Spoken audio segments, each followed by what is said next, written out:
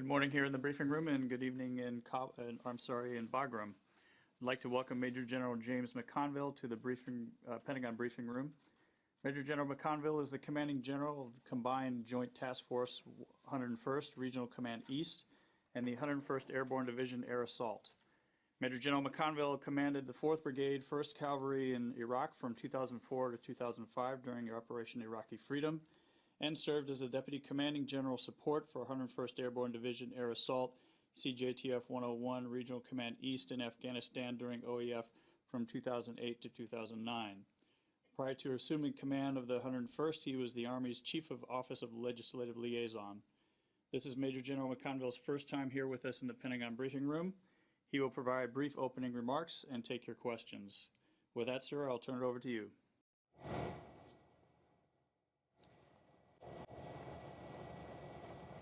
Well, thank you, and good evening and greetings from Bagram Air Force Base in Afghanistan. And we're very pleased to be here tonight. I've been the Commanding General of Regional Command East for a little over 5 months now. And before I take your questions, I'd just like to make a few opening comments. And really, by way of perspective, as I describe things, it's really based on my time here from 2008 to 2009 during a 15-month tour with the 101st Airborne Division. And during that time frame, we did most of the fighting. The Afghan security forces were just developing. They were a nascent force. Most of our operations were unpartnered, and during that time frame, we did most of the fighting. When the 101st Airborne Division came back next time, 2010, 2011, with then General John Campbell, the Afghan security forces had grown both in quality and quantity, and so the American forces and coalition forces in Regional Command East were able to partner. In fact, they had a term, they called it Shana Bashana, and they fought side by side. This time when we come back, the Afghan security forces have significantly improved their capacities, their capabilities, and we have moved into an advise and assist role. And in that advise assist role, the Afghan security forces are in the lead.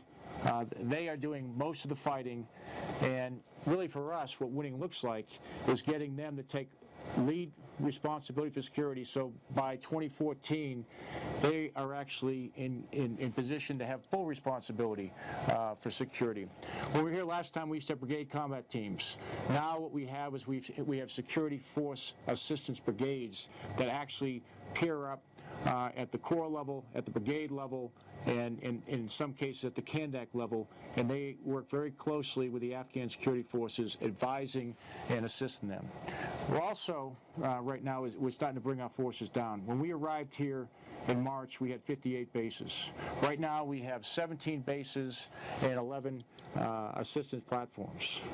And one of the interesting things that I've seen since I've come back here is there's been a lot of changes with the Afghan people. They've had the opportunity to go to school, the kids, for over the last 12 years. There's been a lot of economic development. They've had access to health care. And one of the interesting things that I've noticed, the kids are playing a lot more sports, which I found very interesting. Cricket, soccer, volleyball, a chance to get out there and do some of the things that I did not see when I was here in 2008 to 2009. The Afghan security forces inside of Regional Command East, we have two corps here, the 201st and 203rd. They conduct corps-size operations. They do combined operations. They integrate artillery into the operations they do. And in fact, the 201st just did the largest air assault in recent Afghan history with 6 Mi-17s and 2 Mi-35s into Hesarak, and that operation is going on as we speak. One of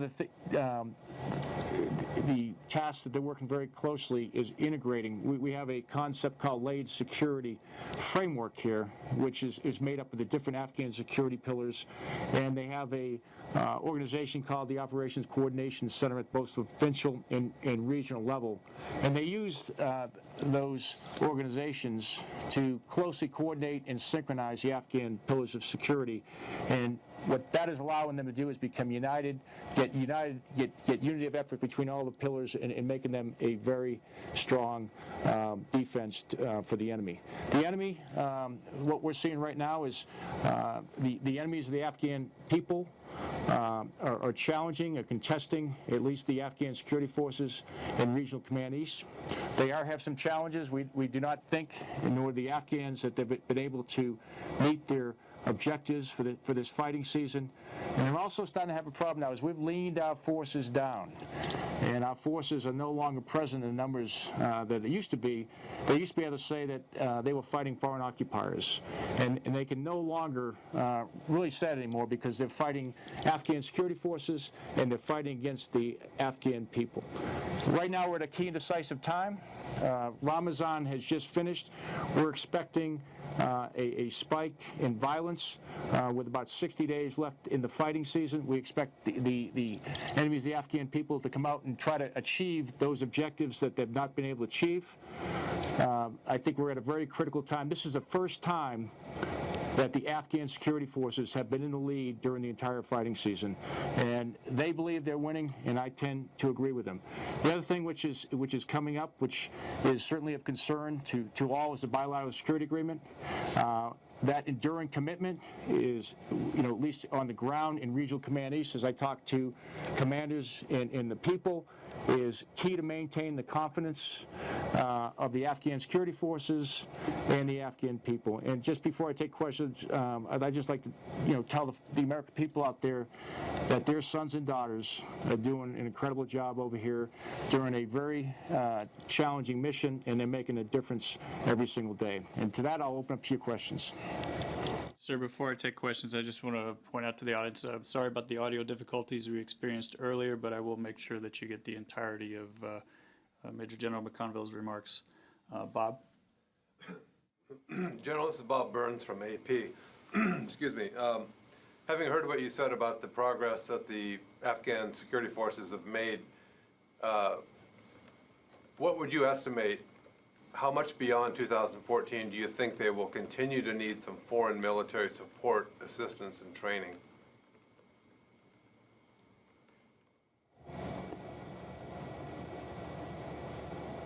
Well, I think right now they're going to need it beyond 2014. They're making progress every single day. I think they're winning, and what I would suggest is the stronger. I believe, and the Afghan security forces believe right now, that they're winning, and that they cannot be defeated by the enemies of Afghanistan. And what we're seeing right now is their ability to run the score up. They're winning, but not by a significant overmatch or a significant score that the enemies of Afghanistan feel that they have a chance to continue fighting. So as they get better every single day, and in certain areas like the Afghan Air Force are going to take a few more years before they're at fully operational capability, and that's going to give them the capability to be so strong that the enemies of Afghanistan are not going to be willing to continue the conflict. A little bit more on being a little bit more specific about the time frame as you see it from RC East. In addition to the Air Force, do you think the Afghan security forces will need foreign assistance for a couple of years or for a decade in order to continue to be winning against the Taliban?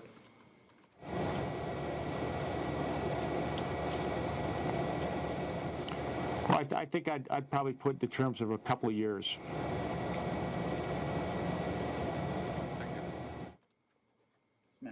Andrea Shalal Issa with Reuters. I wanted to ask you, you said that you think that even the Afghan security forces don't think they've achieved their goals, their targets for this year or this fighting season. Could you be more specific? Like, where are they falling short? What is it that makes you feel that they're winning, but there's not an overmatch? It's not decisive. So what sort of problems are you seeing that you could explain?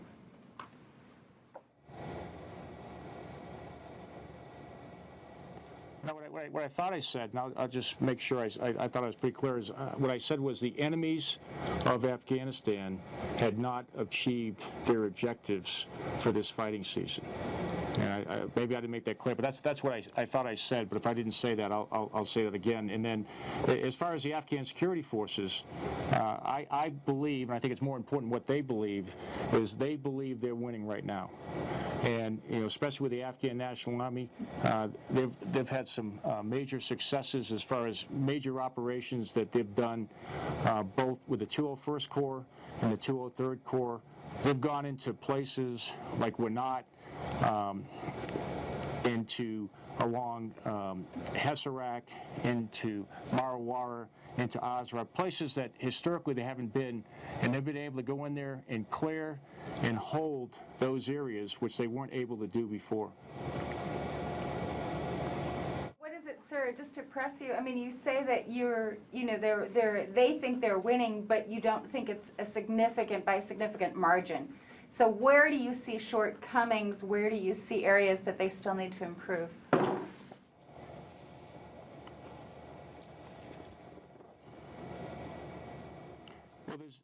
Well, when I say that we're not winning by a significant margin, if at the end of today, the enemy of Afghanistan thought that they were losing by such a significant margin, then they would have stopped the conflict. So the conflict continues. So there's still enemies of Afghanistan out there that for one reason or another, they think that they can continue to hurt innocent people in Afghanistan and continue to do high-profile attacks into Kabul.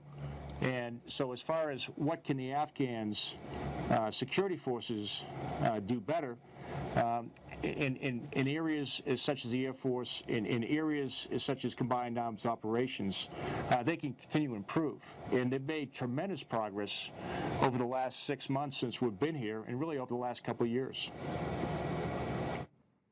Christina. Hi, General. This is Christina Wong from the Washington Times. Thanks for speaking with us.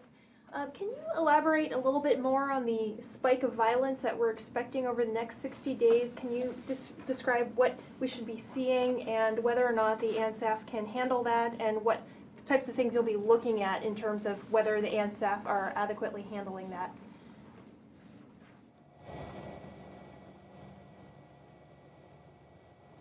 Well, we've taken a look at we've kind of been looking through the entire fighting season, and usually the fighting season in Afghanistan starts in March, around March 15th, that's what we saw this year, and then progresses through September to October timeframe, depending on the weather conditions and really the political situation. What we've seen so far is the enemies of Afghanistan really have not had any successful type operations. So we're kind of expecting, and that's what we do in the military, is we kind of plan for the worst, that they're going to have to do something because they haven't met their objectives. They'd like to do some high-profile attacks, hopefully get into Kabul and maybe blow up some things, maybe hurt some innocent people. They'd like to maybe assassinate some senior leadership, and they would like to attack our troops. And so we anticipate that, and we've prepared to do those type things. And at the same time, the Afghan security forces, like they've done the entire fighting season, are going to be in the lead, and they're going to try to blunt these attacks. Just to follow up, we can't make any definitive decision or definitive assessment of the ANSAF until after those 60 days of how they did this fighting season.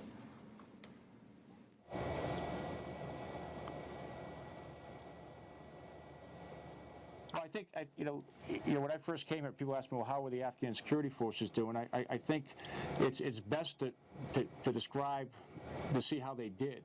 And I've been watching this year, since we've been here, they've had some major events so far that have been an indicator of how well they're doing. One of the first major events we had was the Afghan New Year. And during that time frame, a lot of people go out, and there was a good opportunity for the enemy to go ahead and attack. And the Afghan military was able to secure that day. And then they had a major Islamic festival in Ghazni. Again, the enemy was trying to disrupt that, and the Afghan security forces were able to secure that. They had a Victory Day, another major event that when we were here last time, the enemy was able to disrupt. The Afghan security forces were able to secure that. So they've had multiple events along the way that have shown that they are doing a good job, but as a military commander, we have some more days left. And what we need to do is stay focused on the mission so we don't allow the enemy to have any type of success during this fighting season. Carlo? General, it's Carlo Munoz with The Hill. Just again, following up on your comment about the spike in violence, I wanted to get your assessment on how you see the flow of foreign fighters into eastern Afghanistan for this particular fighting season. One Candat commander near, I think it was the Coast Guardez Pass, said that the number of foreign fighters now outnumber the number of Afghan fighters in his particular area. So, and I have a follow-up as well.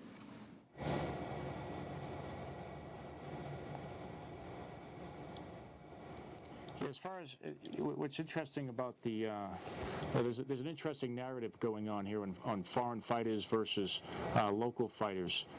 Each side, the enemy used to say that they were fighting us, foreign occupiers, and now as we move forward, that kind of narrative no longer holds true, that they're fighting foreign occupiers because they're actually fighting Afghans. And so we do see some foreign fighters as advisors, helping the enemies of Afghanistan conduct their operations, but we don't see very large numbers of those advisors.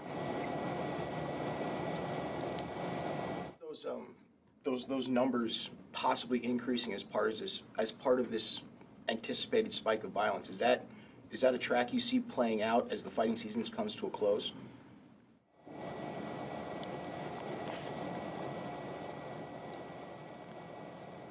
Well, what's interesting is as we look, we've actually seen a decrease in the violence so far as we worked our way through Ramadan, and so where we said it could continue to go down, but what I'm planning for is the worst. So if it doesn't spike, then things went well. But I'm going to plan for the spike, and the Afghans are planning for the spike, and have major operations planned coming out of Ramadan, so they can blunt any type of enemy offensive that happens. Thank you. Tony? Hi, sir. Tony Capascio with Bloomberg News. I had a couple questions about Pakistan. Can you compare and contrast the level of effort the Pakistan military has undertaken against Afghanistan-focused insurgents in the safe havens and the sanctuaries?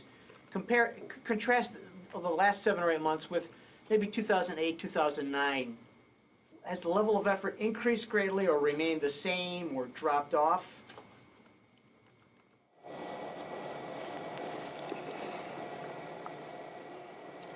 Well, one of the things that we're seeing with Pakistan and Afghanistan is the importance of the constructive relationship.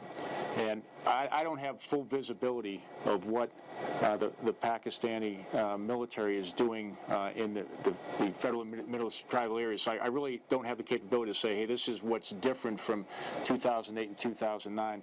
I know both countries share the same goals of having a safe and secure border. What we've seen over the last month or two is actually more, and what we think is very important, is to have a constructive relationship, a constructive bilateral relationship between the Afghans and the Pakistani military on the border. We just down in the province of Paktika, which we thought was a pretty major event, was that the Pakistani military and the Afghan military had what we call a border flag meeting, where they met together on the border. They discussed some of the challenges that both were having on either side with the insurgents getting in between them, and they were able to work out coordination measures, so they were able to deal with the insurgents right on the border, and we're starting to see some more of those things. They're going to have those schedules. So both the Pakistanis and Afghans understand the importance of working together to combat the insurgency that they have. Then operationally, what movement are you seeing cross-border between Afghan-focused insurgents in the sanctuaries into your region? Is there fairly consistent back and forth, or is it more like a trickle these days?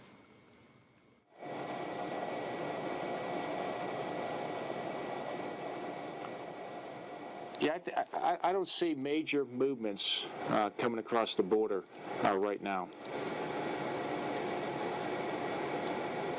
Sir, Richard Sisk from military.com. Sir, you said you're down from 58 bases to 17 in RC East and 11 assisted platform. What do you mean by assisted platform? And also, sir, incoming down from 58 to 17. Can you tell us what the idea is in RC East as far as withdrawals between now and the end of the year? And does the delay, or at least the difficulties in reaching a bilateral security agreement, does that affect your withdrawal plans?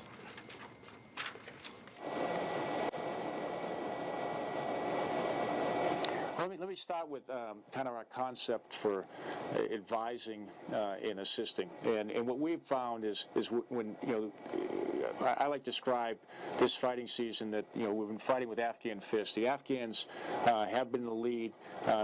They've been working these operations. They're doing most of the combat operations, but they appreciate our advice and our assistance. So as we brought the force down, we've wanted to stay with the Afghans as long as we can. So we went to a concept called an assistance platform. And if you can imagine, we used to have U.S.-only bases. And within the U.S. bases, it was just only our soldiers. Well, as we begin to transition security to the Afghans, we're actually transitioning these bases to the Afghan security forces. So they're taking over the bases so they can hold the areas that we previously were conducting combat operations in. So rather than just leaving suddenly, we want to do a transition, we go to assistance platform. And what the assistance platform means is we keep a small portion of the base and keep our advisory team and security team at that base. And then the Afghans actually sign for the base, and they learn how to contract, how to really run the base. They go through all the logistics and the contracting. So when we leave, they're ready to run the whole base, which in itself is kind of a challenge. So what we do is we bring, and we've done this with multiple bases. We've had other assistance platforms, but as we transfer the base to the Afghans, we go to an assistance platform, and that allows us to stay with the base and make sure that they can actually run it. And then we eventually leave. And in some cases, we leave what we call a warm base, which is, again, a small area at that base, so we can come back and do some specialized training or advise and assisting as the Afghans need it. And so as we come down, what we're doing is we're slowly passing the security responsibilities to the Afghan security forces. And as we come down, what we're doing is we've gone to what we call a provincial hybrid advisory team. And what does that mean is for each province, we're going to stay over the next period of time, at least to the elections. And what we will do is we'll advise, we'll have one base in each province, just about. And what we'll do is we'll advise the Afghans at the brigade level, at the police headquarters level, and also at the Operations Coordination Center Provincial, which is an organization that helps coordinate all the Afghan security elements that are inside the province. So from there, we can have a pretty good idea of how things are going. If they need our assistance or if they need our advice, we're in a position to help them. But at the same time, they are in the lead and they are moving towards full responsibility for security. Andrea. Sir, I just had a follow-up on two things. One is, you may have mentioned this at the beginning, but we couldn't hear you. Can you say what that reduction in the number of bases translates into in terms of the number of forces? So you're down to 17 bases and 11 assisted platforms. How many troops does that translate into and the change? But then also on the Afghan Air Force, can you talk to us for a moment about this delay in getting those light attack planes to the Afghan forces, and to what extent that is impeding your, or their ability to get up to speed? Is that one of the factors, or what exactly is the problem that you see with the Afghan Air Force?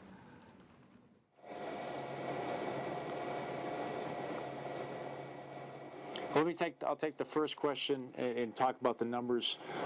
We were about 18,000 soldiers in RC East when we arrived here. We're down to a little over 12,000. The force will come down to meet by February for 34,000, and that will be, I won't get the exact numbers of where those forces are, but that's for all of for Afghanistan, and then there'll be decisions made after that how the rest of the force comes down based on senior leader discussions. Now, as far as with the Afghan Air Force, what I can talk a little more about is on the, how we work with them with their Mi-17s and their attack helicopters. And they have, what we've seen over the last 6 months is some significant progress. And what we've seen is when we first came here, they really did not have the capability to do casualty evacuation by their helicopters. They really were just starting to do resupply operations with their helicopters. They did not have the capability to do air assaults with their helicopters or secure those.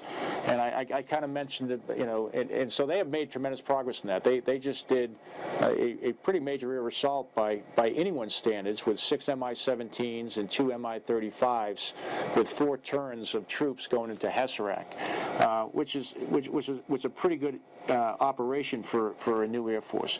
They are starting to go to the most difficult places and resupply their troops. They're starting to go and casualty evac their troops. And so that's coming along.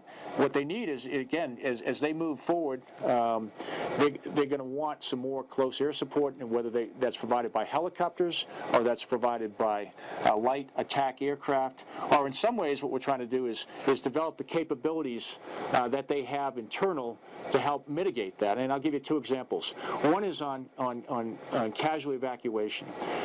They are never going to have the helicopters or the capability that we have in our military. When we have a wounded soldier in our military, we send a medevac helicopter because we're not from the area. So we're going to send that medevac helicopter within the golden hour, pick up our soldiers, and bring them to one of our medical facilities. But when I'm back in Boston, if I get hurt, I don't get in a helicopter. I go to the local medical facility unless it's a real serious type incident or in a place where I can't get to it. Well, for them, we're developing the same type thing. If they get hurt and they're in their village or they're in their town, the first thing we want them to do is go ahead to use the ambulances that they have in their vehicles to go ahead and move their casualties to the local medical facility and then get treatment there. And then if they need to go further, they can bring in helicopters, they can do those type things. And they are starting to do that. And we're starting to see a lot of progress. The second thing I want to talk about is the capability to use indirect fire. And what I mean by indirect fire is that they now have the capability to shoot D-30 howitzers. And they can shoot them in the indirect mode. They also have 82 millimeter mortars, and they have 60 millimeter mortars, which allows them to get overmatch in the indirect fire with the indirect fire systems against the enemy. So in some cases, that can help them out where we may use close air support. They can use their howitzers and their mortars to make up for that. But long term, would they want more close air support? Absolutely. Do they want more attack helicopters? That would give them much more overmatch in the future, and that's going to take some time for them to get there. Carlo. General, it's Carl Munoz again with the Hill. Just wanted to follow up on your comment about this particular fighting season. You said ANSAF and U.S. forces were fighting with an Afghan fist, but it seems like some of your units in the area are still conducting operations with no support from ANSAF or local police. Now, most of these missions are reconnaissance, surveillance type operations, street level engagement sort of things. But what I wanted to ask you is, how long do you foresee those sorts of missions continuing, considering the Afghans are in the lead in your area and across the country?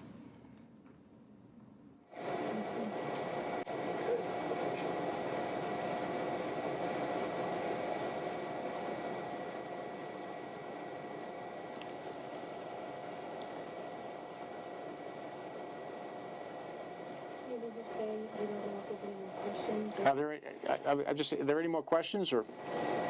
Could you repeat that, Carlo? General, it's Carlo Munoz again with the Hill. I just had another quick question. You talked about the Afghans being in the lead for this entire fighting season. but some of your forces in eastern Afghanistan are still running operations with no support from the ANSAF. Most of those are reconnaissance surveillance missions, some are street-level engagements, but they're still going out on their own. Do you foresee that continuing on the run-up to the drawdown? Or do you see those missions stopping as once your troop numbers drop below a certain point? Make some closing remarks. If that's the case, the enemies of Afghanistan used to say that we had the watches and that they had the time.